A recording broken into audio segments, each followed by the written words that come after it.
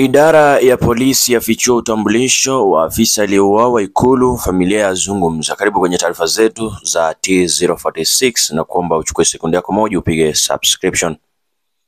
Polisi wamedhibitisha kuwa afisa aliyeuawa kwa mshale katika lengo la State House Gate D ni Constable Ramadhan Mantaka, mwana pekee wa mzazi wake. Tukio hilo lilitokea Jumatatu asubuhi Oktoba 13 majira ya saa 2 asubuhi, wakati mwanaume mwenye umri wa miaka 56 Kithuka Kimunya akiwa na upinde na mshale alijaribu kuingia kwa nguvu ndani ya eneo hilo lenye ulinzi mkali. Kulingana na taarifa ya huduma ya polisi ya kitaifa NPS, mshukiwa alikataa amri ya kujisalimisha na badala yake akamsogelea Constable Ramadhan Mantaka kumpiga mshale kifuani upande wa kushoto. Baada ya kuzuiwa kuingia, Kimunya alijificha nyuma ya magari yaliyokuwa yakikaguliwa. Kutoka alikokuwa amejificha, alilenga kurusha mshale uliompiga Ramadhan kifuani upande wa kushoto. Licha ya juhudi za kumwokoa, afisa huyo alifariki dunia katika hospitali ya kitaifa ya Kenyatta KNH kutokana na majeraha aliyopata. Kimunya, ambaye alidai kuwa ametumwa na shetani, alikamatwa haraka na maafisa wa GSU waliokuwa kwa zamu.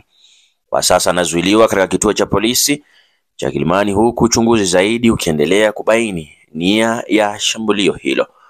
Wazazi wa Ramadhan waliokimbilia kutazama mwili wa mwanao katika chumba cha kuhifadhi maiti walisema marehemu aliondoka nyumbani baada ya maombi ya asubuhi, nao walimtakia heri katika majukumu yake ya kila siku, wakitarajia kukutana naye jioni, bila kujua kuwa muda mfupi baadaye wangesikia habari za kifo cha mwana wao wa pekee. Huduma ya polisi ililaani kitendo hicho cha kinyama na kupongeza maafisa kwa mwitikio wa haraka uliosaidia kuzuia madhara zaidi.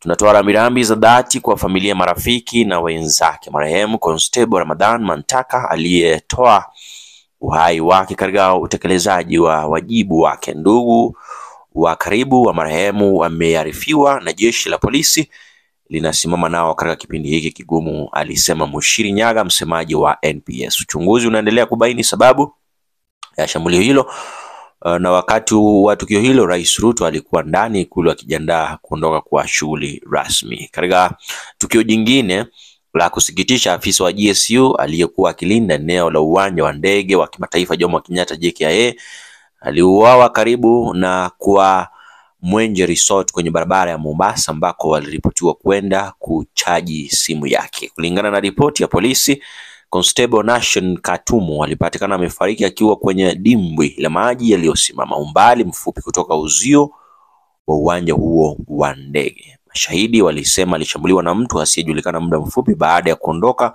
kwenye hoteli hiyo. Katika mapambano yaliyofuata, Katumo alijaribu kujitetea lakini alizidiwa nguvu na kisha akanyongwa. Alipata majeraha usoni na shingoni kabla ya mshambuliaji wake kukamatwa na afisa mwingine aliyekimbia kumwokoa marehemu. Ndizo taarifa za hivi sasa, mtazamaji wangu, unaweza toa maoni yako hapo kwenye comment section. Hii ni T046 TV. Tunalaani vitendo hivi vya kushambulia maafisa wa usalama.